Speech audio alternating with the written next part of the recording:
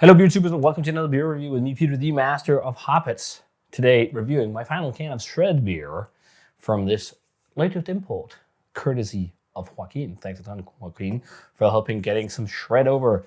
This will be fun to try because this is Shred's Core Range IPA, and this is just simply put Shred IPA with the most killer fucking artwork. Look at that, a skeleton shredding drinking IPA being blown away by the IPA. It's written on a skateboard. I love that.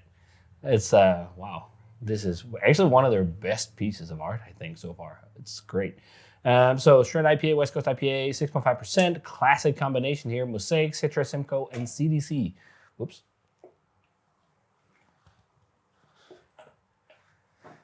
So classic combination here: Citra, Mosaic, and CTC, aka Columbus hops. This was a little bit cheaper than the rest of the range. I'm guessing it's because it has a little less hops because it's a core range beer. And this is actually also the oldest of all the Shred beers, which that's just how it is. And then being sick and all, I didn't get to drink it fresher. But this is now getting close to 2 months in the can, actually. It's like maybe 6-7 weeks now. So that's how it is. I'm sure still it's going to be tasty. Ever since I got these, they've been kept in the fridge. So I think we should be okay.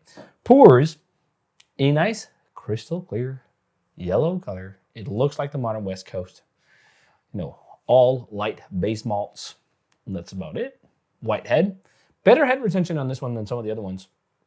It's still not great, but with findings, this is kind of what happens.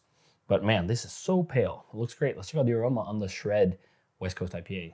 Shred IPA.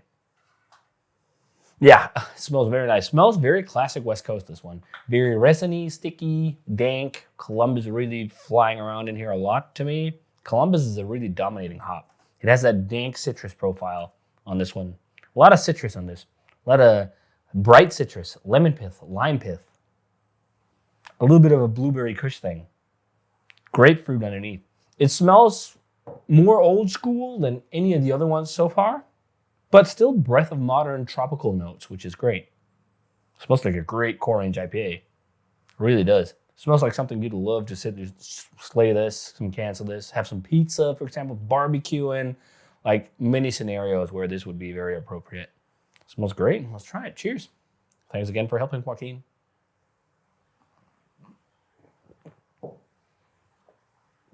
Man, Shred is probably, like, Ghost Town is so fucking great. I love them too. But I think actually drinking these, Shred edges them out just a little bit. They're drier. They're maybe not drier, but they feel brighter. They're hard carbonated. I think the hop profiles are a little bit more sippy and expressive. Like, this feels equally expressive to Disembodied, which I just had. And this is a core range beer. I think maybe it's a bit more old school than that beer, or it's not as like bright tropical, but it's still fucking great core range West Coast.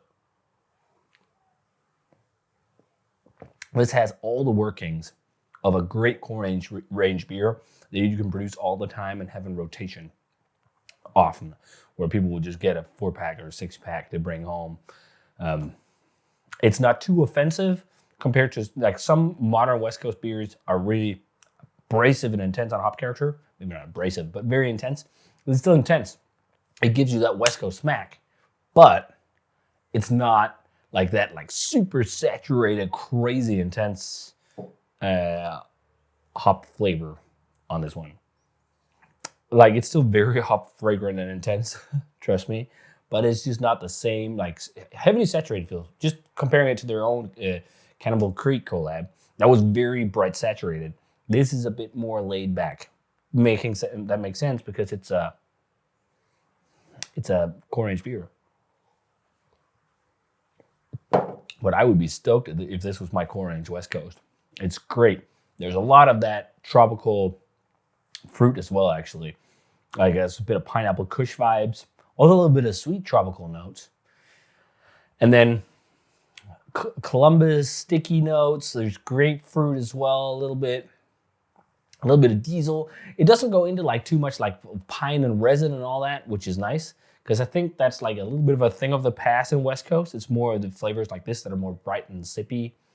And then there's like that blueberry kush thing, definitely there too. like stanky mosaic. This also has like stankiness about it, just like Ghost Town. Stanky hops that are stinky and bright and intense and impactful. It has a lot of that. A little bit of a sweet citrus profile to it as well, I think. Sitting there on the back, like oranges or something like that. Very layered flavor profile, but it also, like when you drink this, I can't help but think like the first brighter West Coast IPAs you drank. There's something that's oddly nostalgic about this as well. It feels modern, but there's oddly nostalgic vibes. It reminds me of drinking something like drinking Swamis, maybe just more modern. What else? Like there's a lot of things here that takes me down memory lane. Blind Pig, things like that. Like really great classic West Coast IPAs that are brighter and lighter, but just a little bit more modern with more like tropical blueberry, cushy notes and whatnot. This is really good. I wonder how high the hopping rates are on this, because it feels fairly high for a core range beer, but not as high as like when they go ham. But this is also holding up insanely well for like 2 months almost now in the can. Holy hell.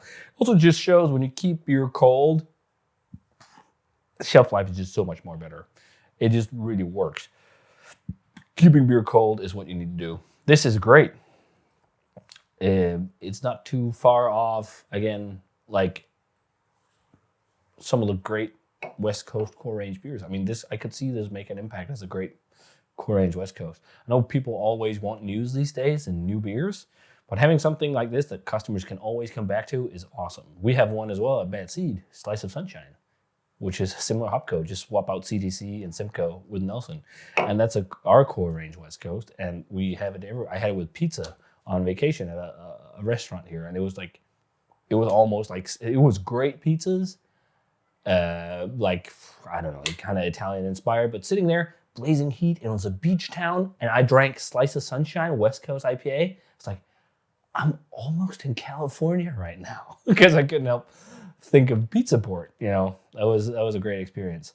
Not to make this about a Bad Seed, but that was just referring to, like, this reminds me of that as well. Going to Pizza Port, drinking fresh, awesome West Coast, having pizzas. Like this is totally the beer for that. When the food truck is a shred, have this, slay some of this with some great food. Man, you're gonna be a happy camper. If this is going to be a permanent core range beer, this is fucking awesome stuff to keep. It's a core range beer.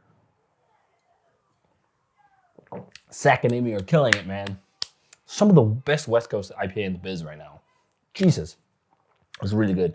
They just released as well Microblaster, which is their award-winning session IPA, West Coast session IPA. Won gold, I think, actually. Was it World Beer Cup or was it Great American Beer Fest?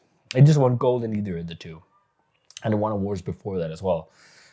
With a very nostalgic 90s label on it with super soakers. But this is just dope. The more I drink it, the more I like this. It's very bright, sippy. Really good mouthfeel too, actually, although it's really dry. It's a great core range. What are we gonna do this? 90. I think I like Disembodied around the same territory, maybe. The more I sip on this, the more I like it. Disembodied was a bit more modern and bright, but this just has so much shit going on for it that takes me back to the old days of going to California for the first time, drinking great beers, having great food. There's a lot of nostalgia about this one as well. Good nostalgia, and it's a good beer. So maybe this is also 93, 94 territory. Like for a core range beer, Jesus. This is where we want to be. This is great. Shred. Get some fucking Shred, guys. Can't recommend it enough. Shred IPA, yeah, 93, 94. This is awesome core range beer. And this is 2 months in the can. Like, Jesus. Impressive. This is really good. I'm really looking forward to trying I have one beer left, which is their anniversary release, the Imperial Stout, which is in Blanton's barrels and something else as well. Some very nice barrels. It'll be fun to try that one. And the first stout from Shred, this barrel aged, it'll be really fun. So yeah, this is great. Thanks a ton, Joaquin. Awesome. I need to get more Shred over. So if you guys had a chance to try Shred IPA, let me know what you thought of it. Thanks a ton again to Joaquin for helping get this. Check out some Shred in general. Amazing brewery. Some of the best West Coast IPA around right now for me.